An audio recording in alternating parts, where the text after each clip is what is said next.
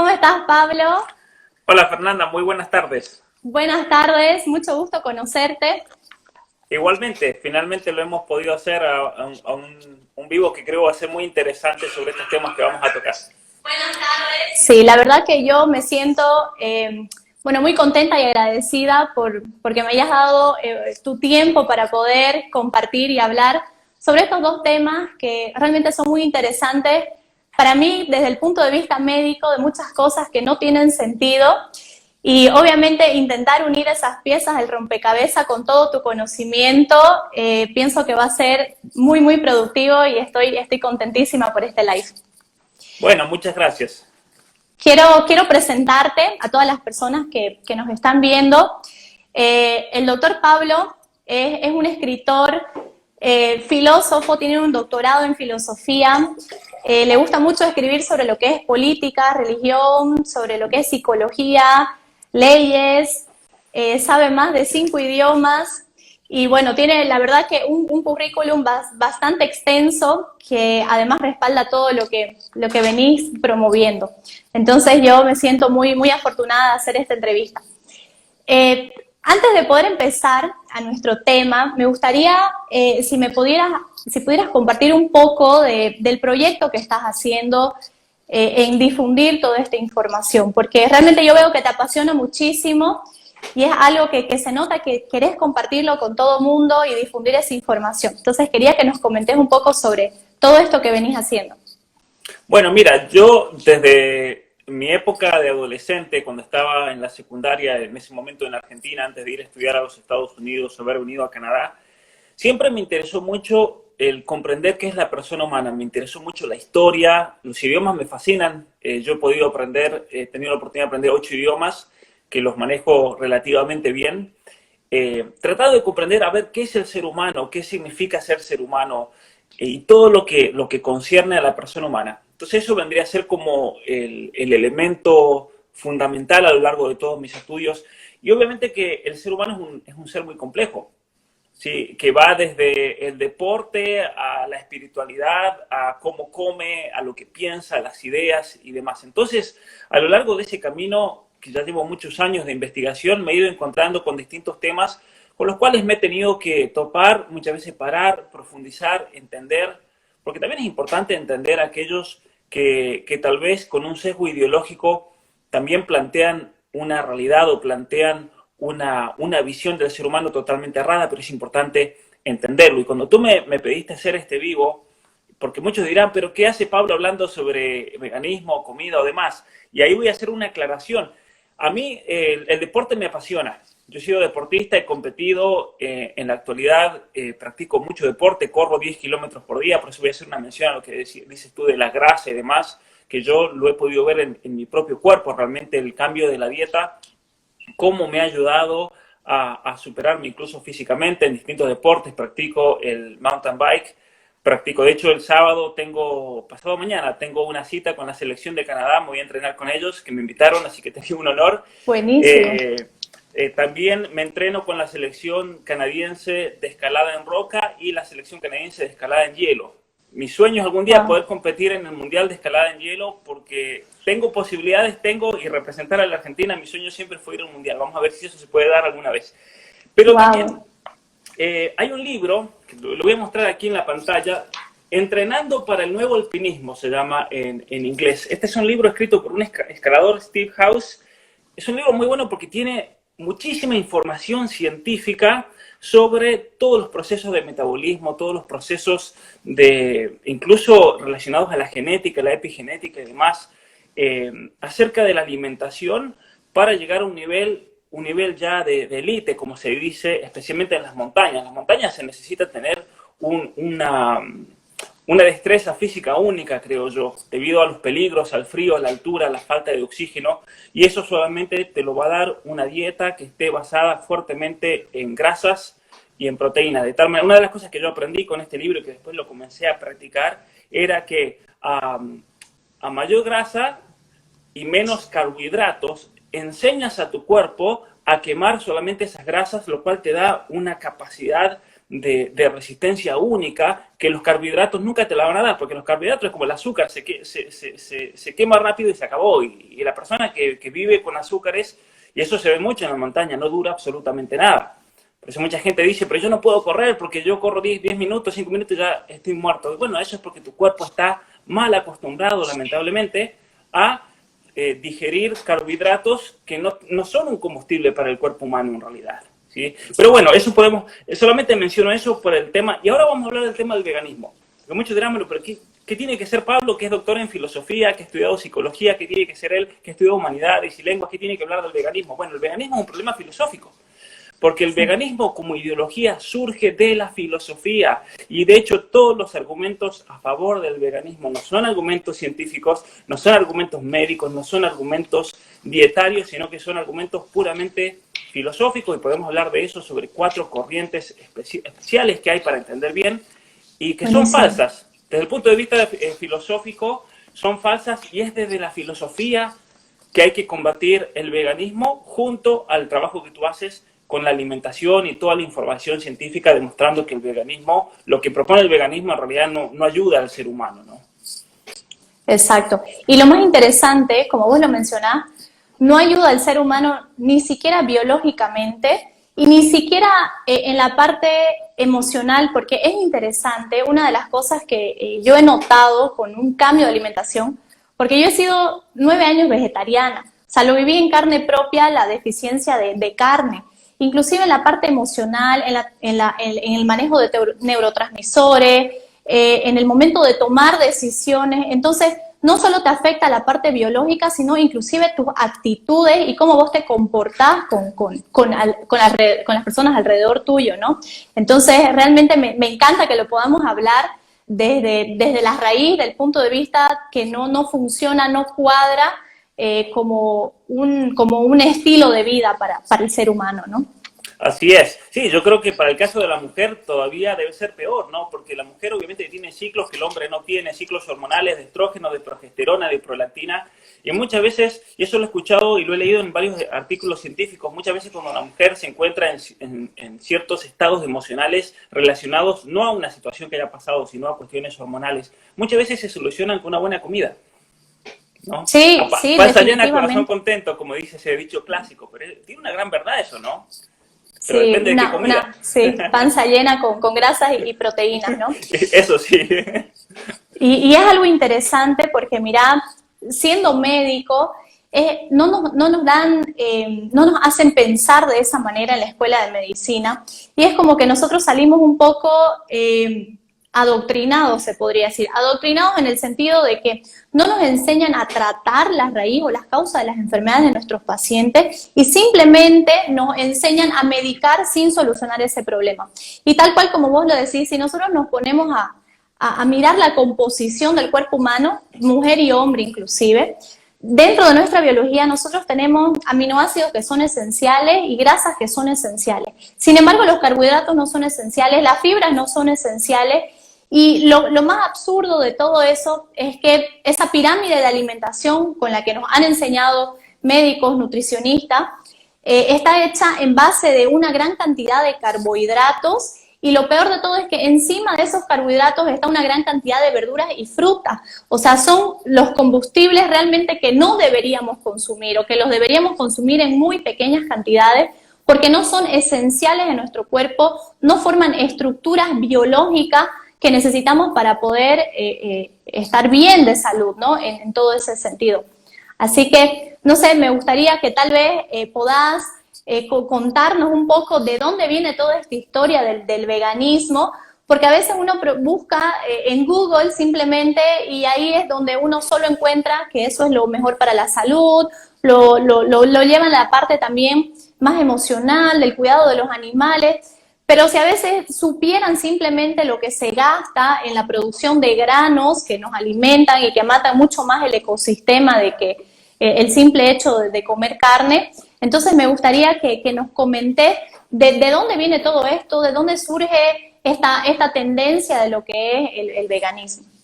Bueno, mira, con respecto al daño natural que produce una dieta puramente vegetariana, es sabido que la soja destruye el terreno donde se planta. Eso es un hecho, por eso la soja se tiene que plantar cada 4 años, si es que la vas a plantar en tu propiedad, porque si no destruyes todas las proteínas naturales de la tierra, de tal manera que pasa lo que ha pasado en Argentina, se enviciaron con el negocio de la soja, plantaron soja 2, 3 años consecutivos y después esas tierras han quedado totalmente desahuciadas. Se usa la soja para tratar de reemplazar lo que serían las proteínas y las grasas animales, por ejemplo. Pero la soja ha llevado a que en Brasil, por ejemplo, se talen, y eso los argentinos lo sufren en carne propia, los del Delta, del Paraná y demás, porque en Brasil talaron miles, cientos de miles de hectáreas para plantar soja, y ahora hay todo un ecosistema que estaba hecho ahí naturalmente para absorber las lluvias y ahora no existe. Entonces toda esa agua se drena completamente a los ríos y ahora en Santa Fe, en la provincia de Entre Ríos, en Argentina, tenemos inundaciones tremendas debido a esta movida vegetariana. Eso también los vegetarianos tienen que saber, o los veganos, digamos, los activistas, tienen que ser conscientes del daño natural que esto está produciendo a nivel mundial. Ahora, como ideología o como pensamiento filosófico, es interesante que ya Pitágoras planteaba el hecho del veganismo. Él se abstenía de comer carnes. ¿Por qué? Porque él decía que los seres humanos y los animales pertenecían a una especie de la misma comunidad moral. Entonces él decía, somos lo mismo.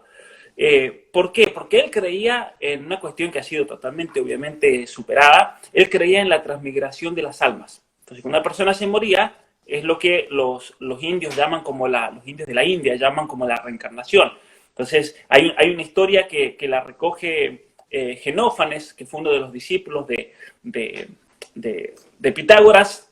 Genófanes, él cuenta que Pitágoras un día vio a un hombre que estaba maltratando a un perro y fue y le pidió al hombre que lo deje de maltratar porque había reconocido a su amigo que había fallecido en los aullidos de ese perro. ¿Sí? Entonces, ese es el fundamento primero filosófico a favor del veganismo. Existe la transmigración de las almas y por lo tanto ese animal algún día puede ser tú. De hecho, algunos dirán, bueno, pero eso es una locura, eso ya pasó en Grecia. No, eso lo creen. Hoy en día aquí en Canadá, los veganos que van a las plantas, por ejemplo, donde se carnean los cerdos o las vacas, y eso lo he visto con mis propios ojos, están con carteles diciendo, cuando tú te mueras y estés ahí en ese camión, nosotros vamos a venir a defenderte, así que ayúdanos a nosotros ahora. Es decir, creen en la transmigración de las almas. Hay grupos veganos que lo creen. Pero luego eso, obviamente que fue superado.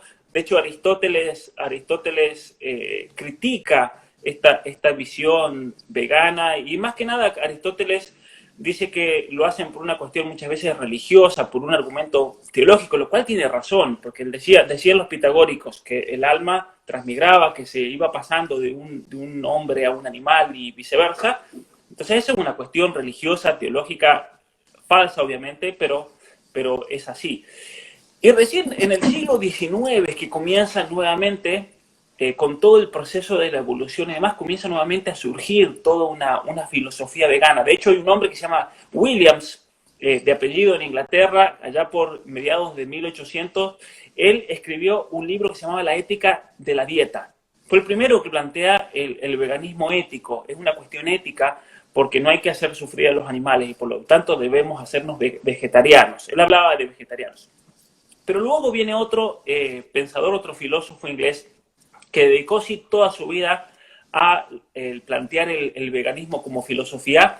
Él escribió un libro que se llamaba Derechos Animales, primera vez en la historia que vemos al animal como sujeto de derechos.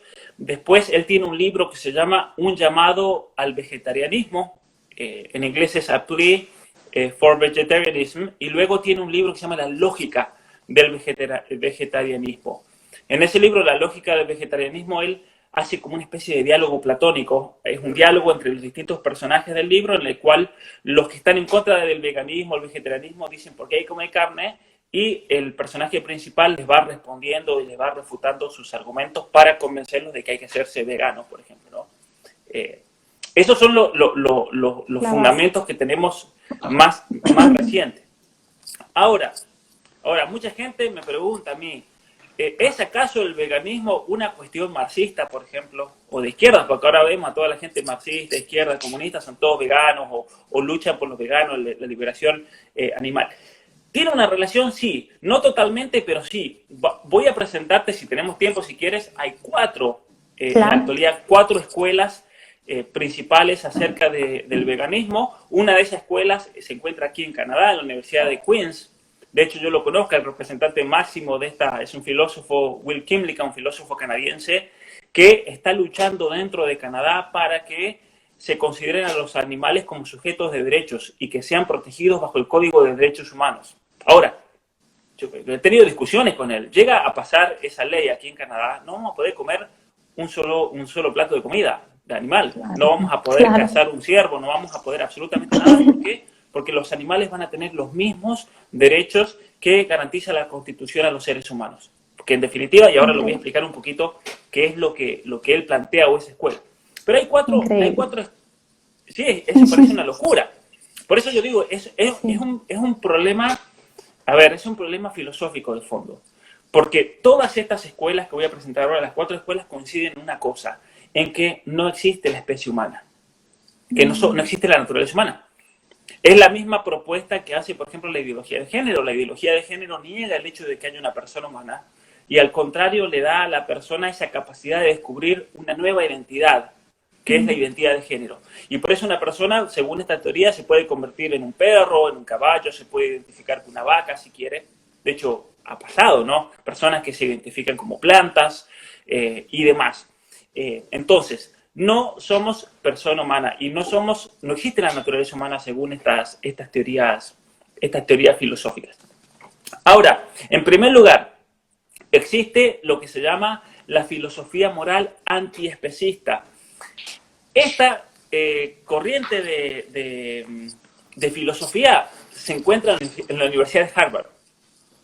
Mira dónde cayó el prestigio de Harvard. Sí, La sí, Universidad de Harvard y la Facultad de Filosofía de Harvard, especialmente hay un hombre que debe ser el más conocido de la Facultad de Filosofía de Harvard, que se llama Peter Singer, de apellido, Singer, con G se escribe. Peter Singer, él básicamente promueve toda una teoría según la cual no existe la especie humana, es un invento del ser humano para aprovecharse de los animales. Y entonces él dice, así como el hombre inventó la noción de mujer para aprovecharse de la mujer, el hombre inventó la noción de raza para aprovecharse de los negros, entonces el ser humano inventó la noción de especies para aprovecharse de las otras especies. Entonces categorizó toda la realidad en caballos, en vacas, en ovejas, y puso al ser humano como algo superior para poder aprovecharse de todos ellos. De tal manera que así podía justificar el sufrimiento que le infligía a todos estos animales que van a parar al plato del ser humano. Y entonces, y ahí está la cuestión ideológica de fondo. Sí.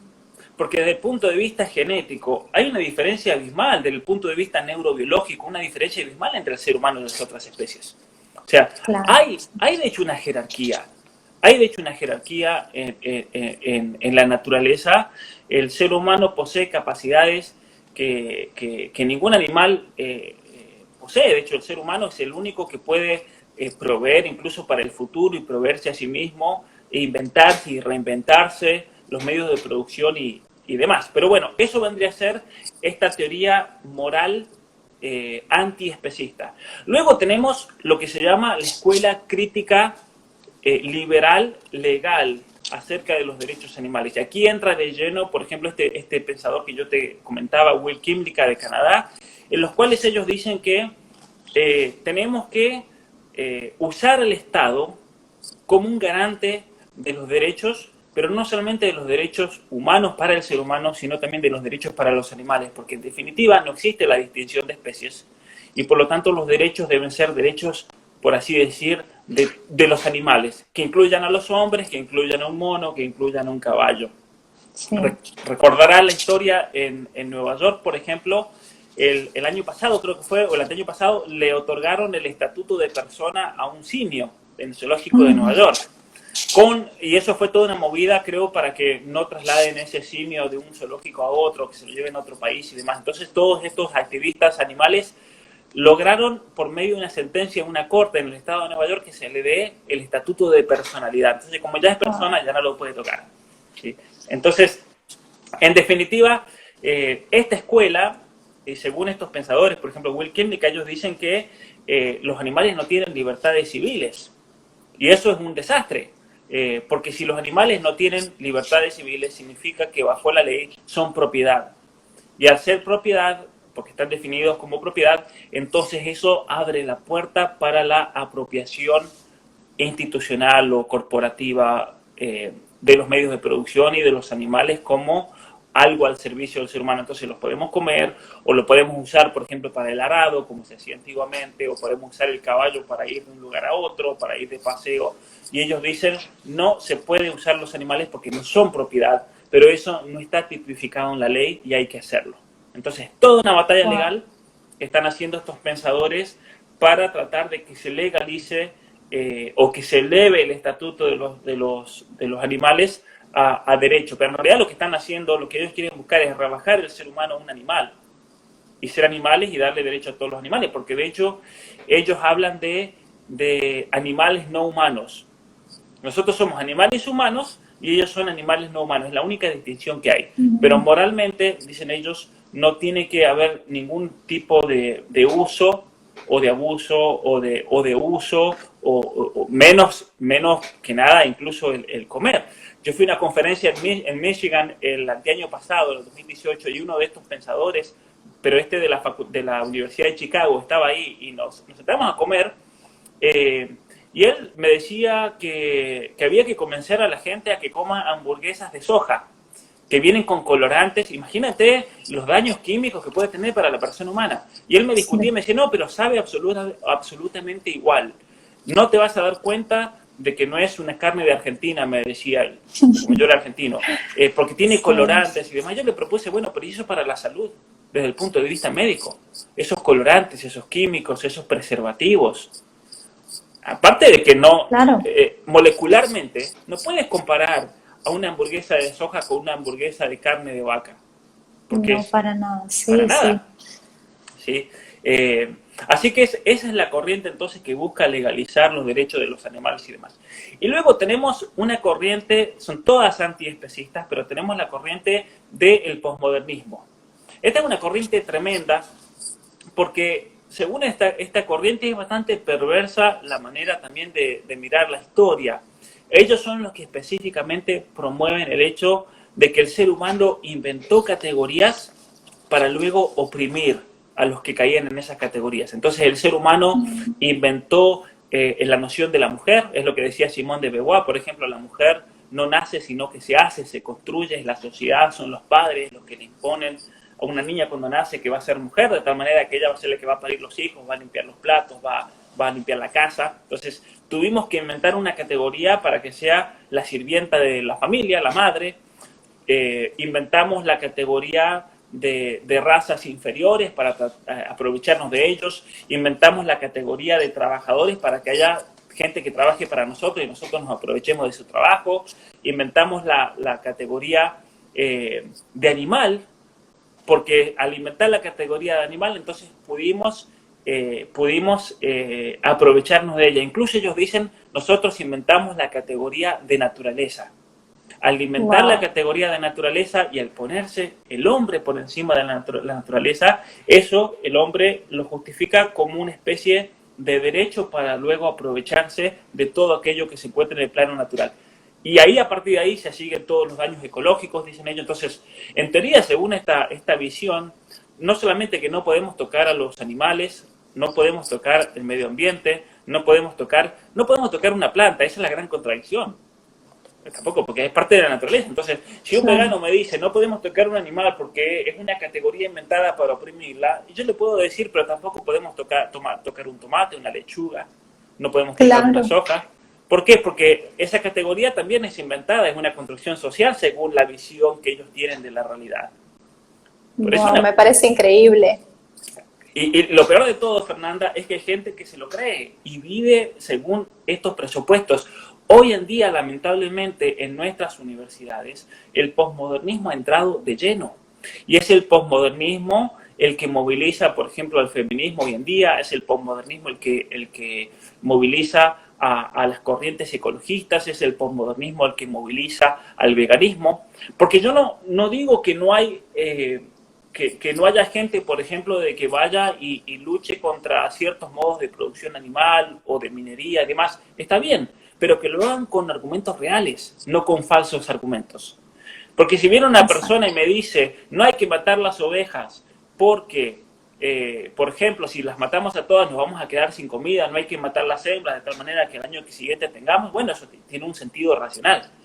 Pero si viene una persona y me dice, no, no hay que comer carne animal porque el animal es un concepto inventado por el ser humano para oprimir y usar de ello. Bueno, eso no tiene sentido. Es una locura. Sí, sí, sí, no, definitivamente. Y es algo tan básico como está formada nuestra biología humana, que a veces yo lo comento con mis pacientes. Por ejemplo, a ver, pongámonos a pensar. Nuestro cabello es proteína, nuestra piel es proteína, nuestro cerebro es 60% grasas, 40% proteína, nuestros músculos son proteínas, huesos son proteínas. Entonces, no es sustentable para nuestras células o para el ser humano consumir otro alimento que no sea el principal, que son las proteínas.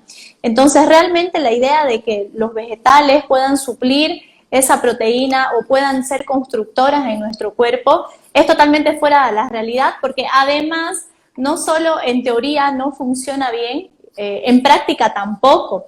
Yo veo muchísimos problemas de salud y particularmente yo los tenía, y lo que estabas comentando, por ejemplo, de toda esta corriente que se viene siguiendo del animal, que tiene como un derecho.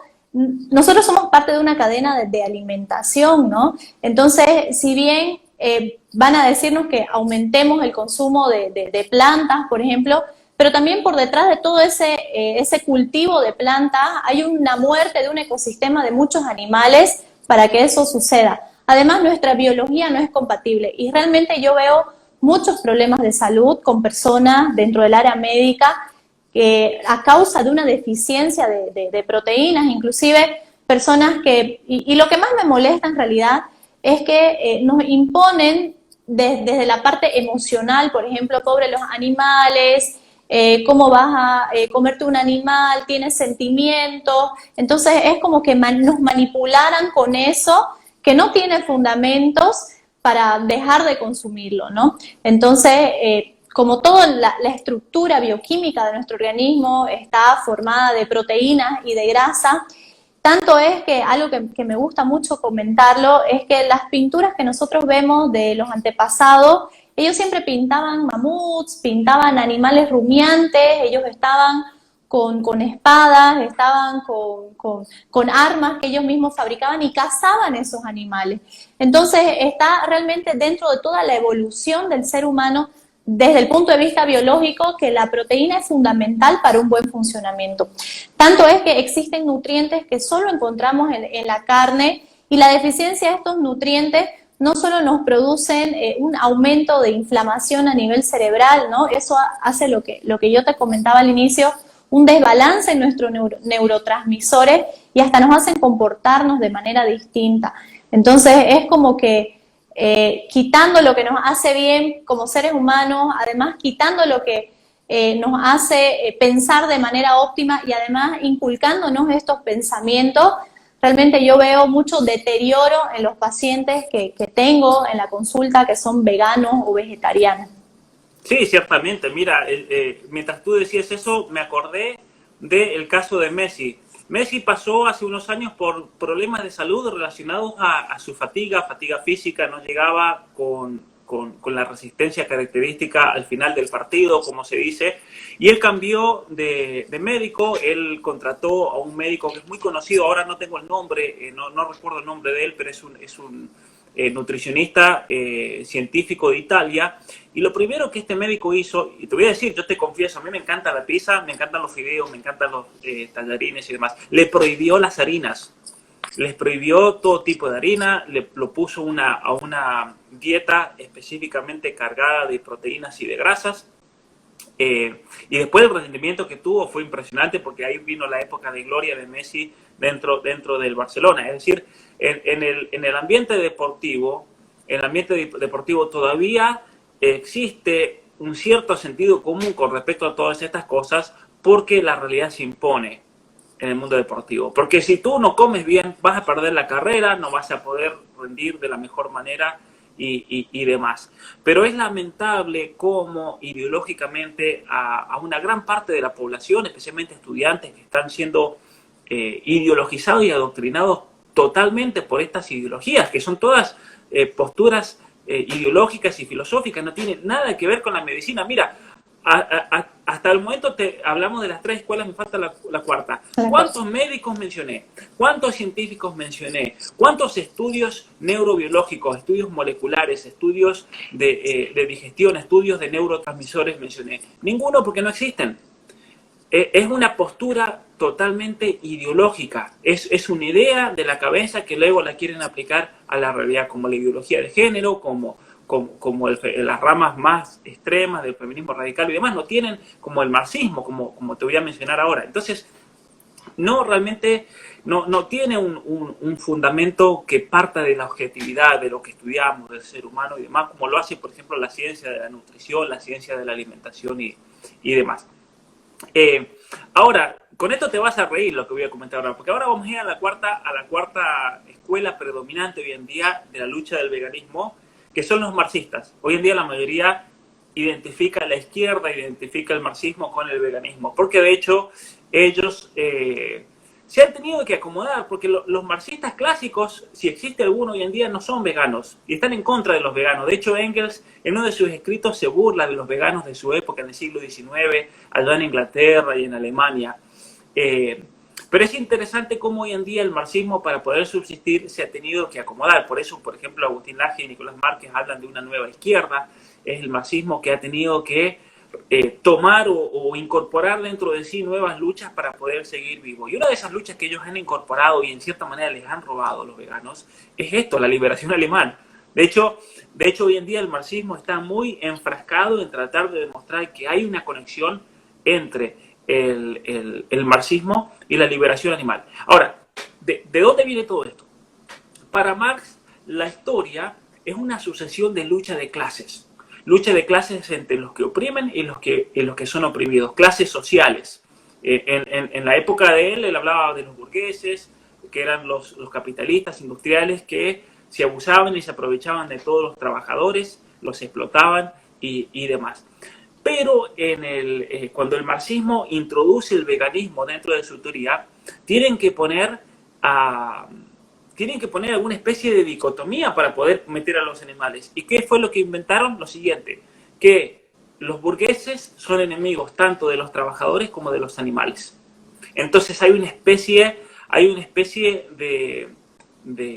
de sufrimiento común entre la clase trabajadora y los animales. ¿Por qué? Porque ambos son explotados por el capitalismo para sus provechos, sus intereses, la dirección de la clase dominante y demás. Y entonces, la explotación de los trabajadores y la explotación de los animales, aunque difieran cualitativamente, sin embargo son parte del mismo sistema de opresión de la historia.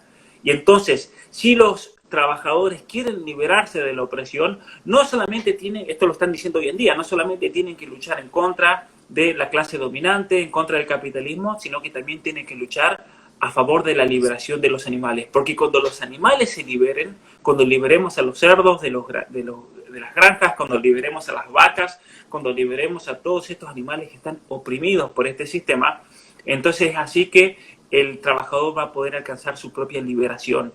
Y es el Estado el que lo va a recibir, el Estado soviético, el Estado cubano, lo cual es una mentira. Entonces, aquí viene lo curioso, porque podríamos imponer un montón de objeciones. Por ejemplo, según el sistema marxista, el dueño de una fábrica oprime a sus trabajadores. Por ejemplo, el dueño de una fábrica que enlata cerdos, carne de cerdo o de atún o de lo que sea. Pero ¿quién es el que mata a los animales? Es el trabajador. Entonces el trabajador también es parte de esa clase opresora, en cierto sentido. Es una gran contradicción. Y ellos dicen, bueno, hay que liberar a los animales. Pero si liberas a los animales, ¿es posible tener una sociedad vegana como ellos plantean? Que sea sostenible. Es posible. Porque ellos dicen, hay que ser veganos porque solamente siendo veganos es ecológicamente sostenible. Eso es una mentira. Sí. Para que algo sea ecológicamente sostenible, tiene que haber un balance, ¿cierto? Tiene que haber un balance de todo, porque si no, en definitiva, si dejamos los animales a la buena, por ejemplo, pasa aquí en Canadá. Aquí en Canadá, cuando hay demasiados castores, hacen desastres los castores, porque hacen represas que inundan, y no me voy a referir a que inunden casas o cuestiones humanas, que inunden calles, no, inundan bosques enteros y los osos se terminan ahogando los lobos, se ahogan los ciervos. Entonces, ¿qué hay que hacer? Hay que controlar que el número de castores se mantenga equitativo, porque si no se descontrola absolutamente todo. Entonces hay que salir a cazarlos y hay que comérselos, obviamente, usar sus pieles. En Argentina cometieron un error gigantesco, trajeron castores canadienses en el sur de la Argentina y ahora es un desastre porque no tienen depredadores naturales. Entonces es un desastre absoluto. Por eso también en la naturaleza es interesante ver cómo hay una especie de jerarquía y cómo cada especie tiene alguien que lo controla. Siempre. Donde tienes un conejo, tienes águilas. Porque si no tienes una águila, ese conejo hace un desastre. Eso lo veo yo aquí. Yo tengo una granja aquí. Los conejos te comen todas las flores. Los conejos te hacen huecos por todos lados. Te secan las raíces de todo. Entonces, es importante tener una especie de balance ecológico. Y el plantear el veganismo ya de entrada es una gran mentira y es una gran falacia, porque lo único que va a lograr el veganismo absoluto es un desbalance ecológico que tarde o temprano lo vamos a terminar pagando, ¿cierto? Definitivamente, y un tremendo perjuicio a la salud del ser humano. Porque, mire, yo te cuento unos casos interesantes. Justamente yo he trabajado mucho tiempo con mi papá, que él es pediatra, y una vez cuando yo era vegetariana nos llegó un caso donde los papás eran veganos y estaban haciendo al niño vegano. Era un niño que tenía aproximadamente 5 años, pero tenía como la composición corporal de un niño de 2 años. Entonces realmente ahí fue donde me despertó la curiosidad y dije, creo que estoy haciendo algo equivocado. Siendo vegetariana. Entonces, y así muchos otros casos. Particularmente mi salud era pésima cuando era vegetariana y yo sentí muchísimo ese cambio cuando volví a comer carne. Y actualmente yo doy muchas consultas a personas que están haciendo esa transición porque, bueno, ahora yo promuevo una alimentación alta en carnes, alta en grasas, que es la óptima para nuestra salud como ser humano, para un óptimo funcionamiento cerebral y desarrollo. Y muchas de las personas, inclusive tengo una paciente que es una súper activista vegetariana, publica en sus redes sociales que las personas sean vegetarianas y yo le digo, pero sería bueno que publiques también la depresión que estás pasando, la cantidad de medicamentos que estás consumiendo, la resistencia a la insulina que estás teniendo, la dificultad de pérdida de peso que estás teniendo. Porque aquí en un poco de los comentarios yo estaba leyendo algunas personas que nos decían, bueno, yo conozco a tal que es vegetariana y se da muy bien. Existe al inicio de ser vegetariano, cuando uno hace esa transición en la alimentación, algo que le llamamos una luna de miel vegetariana, que muchos pasamos por eso, que son los primeros años que sos vegetariano, pero claro, también dejas de consumir mucha soda, dejas de consumir algunos azúcares, algunos industrializados, porque la idea del vegetarianismo es la protección del medio ambiente, ¿no? Entonces empezás a consumir más verduras. Pero eso es un deterioro que al inicio aumenta y después totalmente baja. Y eso lo veo con los pacientes, lo veo en los estudios, veo la deficiencia que llega a tener una persona al privar el consumo de carne dentro de su alimentación. Entonces es gravísimo poder llegar a vivir en un momento donde no podamos conseguir el nutriente esencial, que nuestra propia biología está formada por eso y está marcado desde nuestra evolución de que ese ha sido siempre nuestro nutriente esencial. Y tanto es que yo en algún momento vi en un museo, no al vivo, pero lo vi en un reportaje de un museo de Berlín, que ellos habían encontrado que se podría decir una especie de seres humanos hace miles de años atrás, que intentó ser vegetariana, fue una especie que se extinguió. Entonces, está realmente marcado que las personas que fuimos sobreviviendo, porque nosotros venimos de eso, teníamos como alimento esencial la carne. Si bien aquí veo algunos comentarios de algunas personas, bueno, somos omnívoros, bien, pero hay que dejar claro que en realidad lo esencial para nuestra biología como seres humanos y funcionar bien son las proteínas y las grasas. Ya si nosotros queremos agregar algunas otras cosas, algunos tubérculos, bueno, es porque nos gusta, no porque necesariamente lo necesitamos para un óptimo funcionamiento biológico, ¿no? Claro, lo que pasa es que yo creo que a mucha gente también le daría miedo saltar directamente a una dieta carnívora porque dirá, bueno, pero ¿qué me irá a pasar? Obviamente que a uno no se le puede exigir a nadie y decir, bueno, a ver, inténtalo. Yo le voy a dar como consejo, muchos me preguntan, seguidores, ¿cómo haces para correr 10 kilómetros por día? Incluso algunos que son atletas. Tiene que ver con la dieta y con el dormir bien, obviamente, y estirar, y hay muchos otros factores, pero principalmente con la dieta. Yo a esto, este libro lo conseguí, salió en el año 2015, y a partir del 2015 comencé a hacer toda una dieta estricta, incluso midiéndome lo que como y demás, y me di cuenta que me tenía que esforzar para comer más, porque a veces no estaba comiendo suficientes proteínas y suficientes grasas. Y dirá uno, no, pero si comes grasas o proteínas vas a ser obeso. Es una mentira, esa es la gran mentira. Yo grasa tengo prácticamente cero. ¿Y eso por qué es? Porque la grasa en el cuerpo humano, en el obeso, viene por los azúcares, viene por los carbohidratos, viene por alimentos que son perjudiciales para la salud. Pero uno de los consejos que yo les voy a dar, que muchos me preguntan, ¿cómo haces para hacer tanto deporte o para hacer tanto? Tiene que ver con la comida y especialmente con alimentarse bien en grasas y en proteínas. No son las grasas y las proteínas las que hacen una persona obesa o la que le dan el riesgo de adquirir, por ejemplo, un problema cardíaco y demás. No tiene absolutamente nada que ver con eso. Es una gran mentira que se ha impuesto lamentablemente. Ahora, tú hablabas de esa especie, yo estuve en el Museo de Berlín y conozco. Y te voy a contar una anécdota interesante. Histórica, ¿no? Histórica. Yo tuve la oportunidad de recorrer Groenlandia. Estuve en Groenlandia, he estado en el invierno escalando montañas, porque a lo que iba con esto del año 2015, que yo me estuve entrenando muchísimo para ir a subir en los Alpes. En los Alpes tuve la oportunidad de escalar muchos cerros muy difíciles, los escalé con escaladores profesionales suizos y alemanes, y eran cerros, estamos hablando de muchísima dificultad, cerros de 4.000, 4.500 metros de altura, que son comparables a los cerros bolivianos o los cerros peruanos argentinos, porque partimos de mucho más abajo, si bien son más bajos que los cerros nuestros, que son de 6.000 metros, 6.500 metros, eran trayectos bastante largos, pero con estos atletas de máximo rendimiento hacíamos estas montañas en 2 horas, en 2 horas y media, en 2 horas, menos de 3 horas, ¿no? Creo que en ninguna montaña tardamos más o sea, era una exigencia absoluta. Y yo para entrenarme, me entrené aquí en Canadá en un centro de esquí, subiendo y bajando montañas, las subía corriendo y las bajaba corriendo, y para eso tuve que cambiar totalmente mi dieta, si no iba a ser imposible hacerlo. Iba a ser imposible.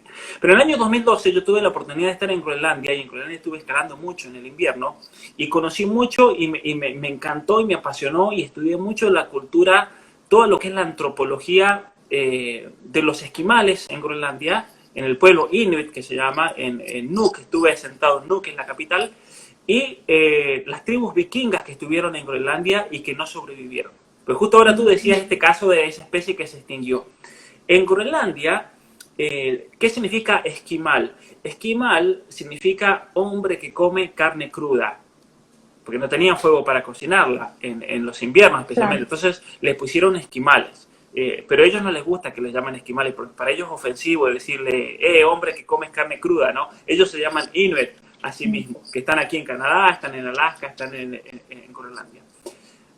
Se ha descubierto científicamente que cuando vino la era del hielo, porque esa es otra gran mentira del calentamiento global, Groenlandia era un pueblo verde, por eso se llama Grunland, que es el pueblo verde, porque cuando los vikingos llegaron ahí desde Islandia, que era seco, es como la luna, porque es todo territorio volcánico, llegaron a Groenlandia y de repente había vegetales, podían plantar, tenían de hecho en las crónicas y en las sagas groenlandesas que tenemos los ejemplares de ellos, todo ese pueblo vikingo desapareció, pero todos sus escritos permanecieron, eso es lo interesante.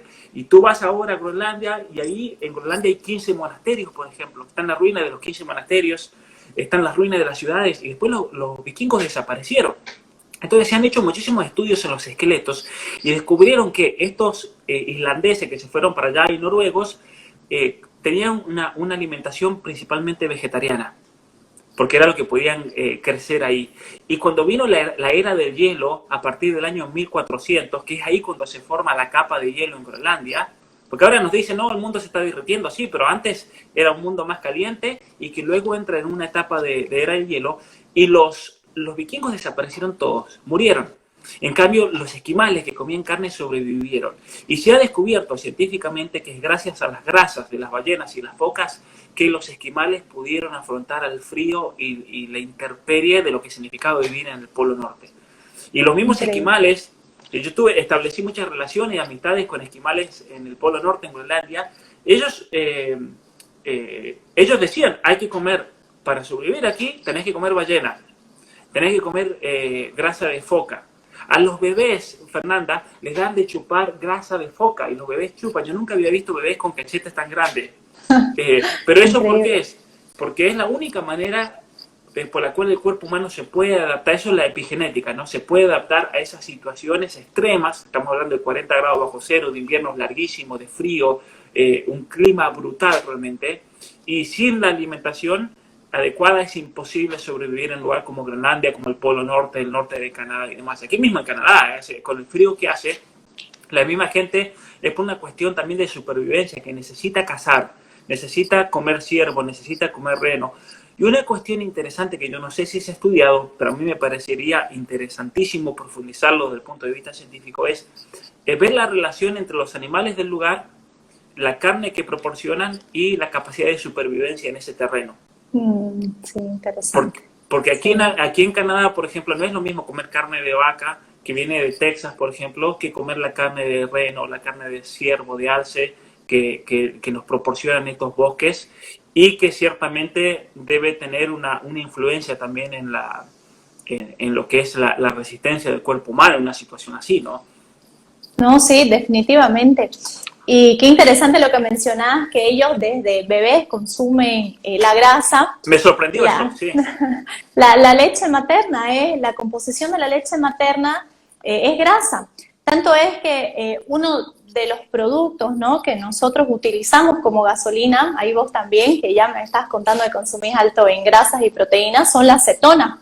Nosotros nacemos en cetonas, es la gasolina principal del ser humano, y solo utilizábamos la glucosa cuando no conseguíamos cazar, cuando no consumíamos, y la glucosa que utilizábamos eran de vegetales que crecían en ese lugar, que buscando un poco sobre cómo eran esos vegetales o tubérculos en realidad, que era lo que consumían, eran durísimos y lo más dulce que ellos inclusive conseguían era lo de una zanahoria. Pero eso era cuando no podían cazar, cuando no tenían la oportunidad de tener ese banquete que normalmente el ser humano consumía. Entonces, porque aquí vi que estaban comentando cómo los niños van a consumir alto en grasa, pero sí, la verdad que nosotros nacemos en cetosis. La gasolina principal que tiene el ser humano son las cetonas. Entonces, es como que es la gasolina más limpia para nuestras células, la que produce menos desechos en nuestras células, es como la gasolina eléctrica en el carro, sí, ¿no? Sí, lo más limpio posible es para nosotros, el ser humano, las grasas, ¿no? Bueno, tanto mira, ya que estás hablando de eso, y sería bueno que lo expliques tú mejor que yo, porque tú eres la especialista en esto. Explícale a todas las mamás la importancia de amamantar a los hijos, porque es esa grasa materna la que ayuda a desarrollar el cerebro humano. Y hay realmente una diferencia enorme entre amamantar a un niño y no, porque hoy en día en Canadá, en Estados Unidos, hay campañas de no amamantar a los niños, y a mí me parece una locura desde el punto de vista neurobiológico. No, sí, es terrible. Por ejemplo, cuando una mamá está embarazada, el nutriente, la mamá está en cetosis, inclusive una paciente que está, por ejemplo, con un consumo de carbohidratos en el embarazo, incrementa la producción de cetonas. Porque la composición de nuestro cerebro humano es 60% grasa, entonces, y 40% proteínas. Entonces, si queremos que el niño, el bebé, tenga un óptimo desarrollo cerebral, que es muy importante, necesita consumir alto en grasa. Por eso se ha puesto tan de moda el consumo de los omega 3 o las leches de los niños que vienen enriquecidas con DHA, y eso no son nada más que ácidos grasos esenciales, que obviamente ya la industria lo está poniendo en otros tipos de alimentos para que la mamá se lo dé, pero es fundamental. Y no solo la leche materna, no sé cómo estaría el tema, pero del parto normal, desde ese momento es esencial para la vida del ser humano, porque nosotros adquirimos nuestra primer línea de defensas con las bacterias que tiene la mamá en el canal vaginal. Una mujer embarazada tiene un incremento de bacterias de probióticos dentro del canal vaginal, y ese es el fundamento del parto normal. Cuando pasa por ahí el niño, ese es el primer contacto que el ser humano va a tener con esa bacteria, con la cual vamos a ser nosotros beneficiados y bueno, las bacterias también, ¿no? Si le damos buena alimentación. Entonces la leche materna, además que también contiene probióticos, va a ayudar a que esas bacterias se fijen directamente en esa flora intestinal y obviamente en el desarrollo del niño, como necesitamos tener un buen desarrollo cerebral, necesitamos consumir grasas que sean buenas para nuestra salud. Y con grasas buenas me refiero a las grasas de origen animal, sobre todo. Me refiero, bueno, que la madre puede ingerir eso para poder pasársele la leche al bebé, obviamente. No me refiero a grasas vegetales como el aceite de soya, el aceite de maíz, eso no, esas son las peores grasas que el ser humano puede consumir, que más bien nos hacen muchísimo daño. Entonces, en el desarrollo infantil, que los primeros 5 años son súper importantes para un buen desarrollo cerebral, es muy importante el consumo de grasas. Definitivamente yo tengo pacientes que están embarazadas, pacientes que inclusive ya han dado a luz, que son pacientes que tienen este estilo de vida y realmente sienten la diferencia. Y yo estoy segura que va a ser un niño que más adelante les va a agradecer muchísimo este estilo de vida que están teniendo porque es lo más adecuado a nuestra biología humana. Ciertamente, mira, me preguntaba recién lo del tema del parto. Es lamentable cómo aquí en Canadá y en los Estados Unidos también, donde viví 9 años, se ha convertido en un negocio gigantesco todo el hecho de la cesárea, como se llama, C-section le dicen en los Estados Unidos y en Canadá. Y aterrorizan a las mujeres, esto lo sé porque tengo cantidad de amigas que han tenido bebés y las aterrorizan de que el parto es riesgosísimo, de que no hay manera más sencilla, que por qué no te planeas con la cesárea directamente, te ponemos nosotros el día, ya lo pones en tu agenda, vienes ese día y en 2 horas ya estás de vuelta y listo, y se acabó. Es tremendo realmente. Es tremendo cómo hay una cuestión económica, financiera de fondo, como también es todo el negocio de las farmacéuticas y demás. Lo estamos viendo hoy en día con las vacunas y todo lo que está ocurriendo alrededor de este virus, ¿no? Pero lo otro que te iba a decir también es que tú hablabas de una luna de miel, porque esto lo he pensado mucho. Yo con mis amigos deportistas, escaladores, especialmente hemos hablado mucho de estos temas, porque también quiere penetrar toda esta ideología vegana y hay especialmente muchos influencers, atletas que los contratan para promocionar el veganismo. Documentales. ¿No? Documentales. Sí. Y hay un gran escalador, uno de los mejores escaladores en roca a nivel mundial, su nombre es Alex Honnold. Y él hace unos meses se hizo vegano y ahora habla del veganismo y miren todo lo que hago yo y escalo montañas y soy vegano. De hecho, una chica hace poco fue al Everest antes de que comience todo esto de las cuarentenas y subió el Everest siendo vegana y lo pudo hacer. Lo otro lo que no te dicen es que en el Everest han muerto muchísimos veganos intentando hacerlo. De hecho, eso no te lo cuentan, ¿no? Y eso yo lo sé por amigos que son guías en el Everest y me cuentan. Y cuando van con veganos llegan a mitad de camino.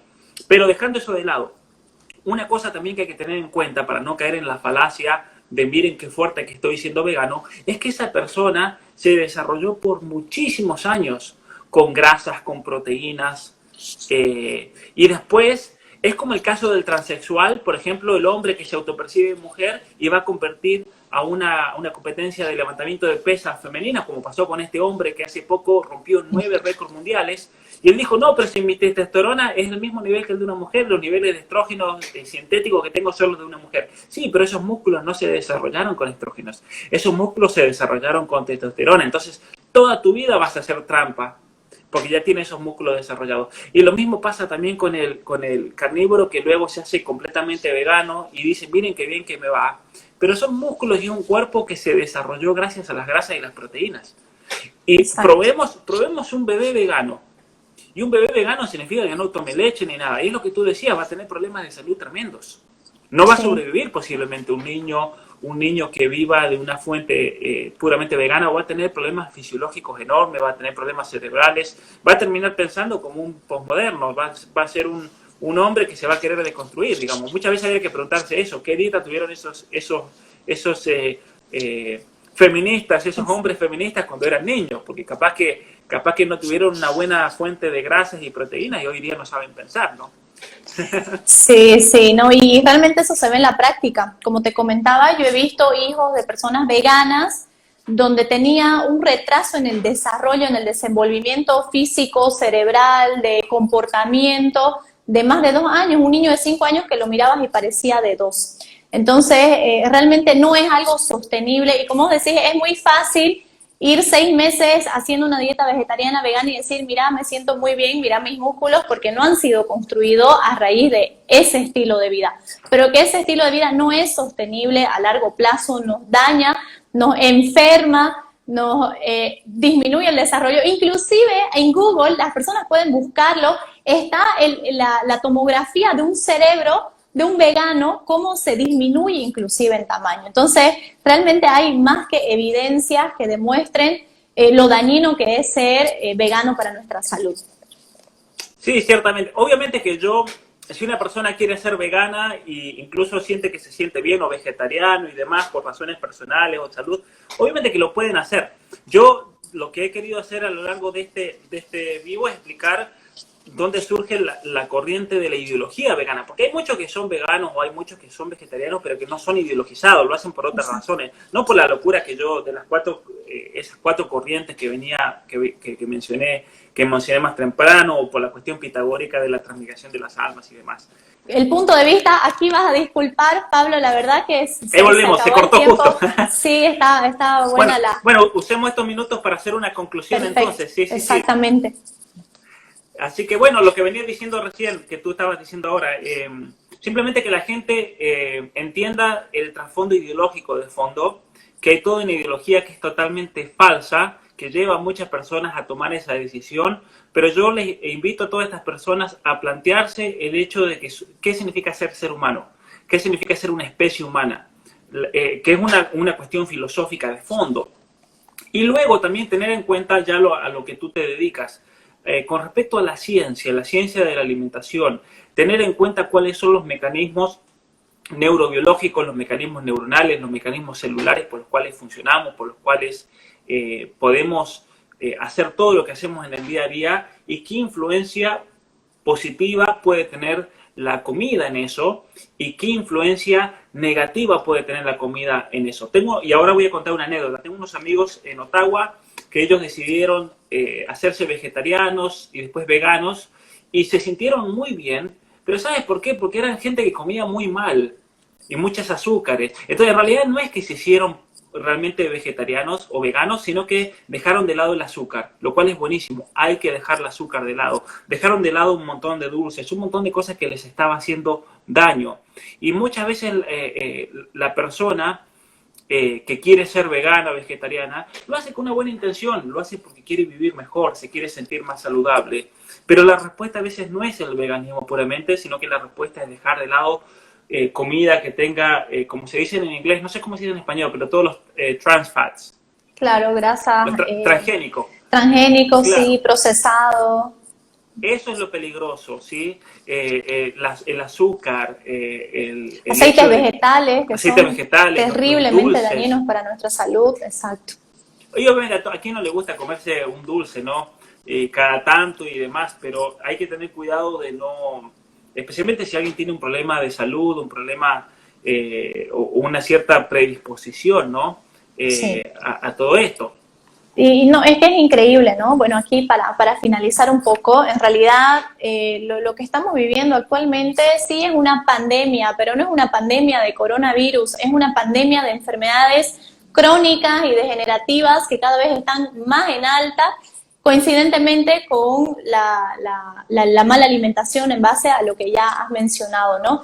Entonces, ese tipo de enfermedades también, todas estas condiciones que estamos teniendo, yo lo veo porque en los libros a veces yo veía algunas enfermedades que se producían a partir de los 40, 45 años, pero ahora lo veo en mi consulta, tengo personas de 16 años, 14 años diabéticos ya. Claro. Entonces, realmente eso hay que darle una solución a todo eso y es desde la alimentación, ¿no?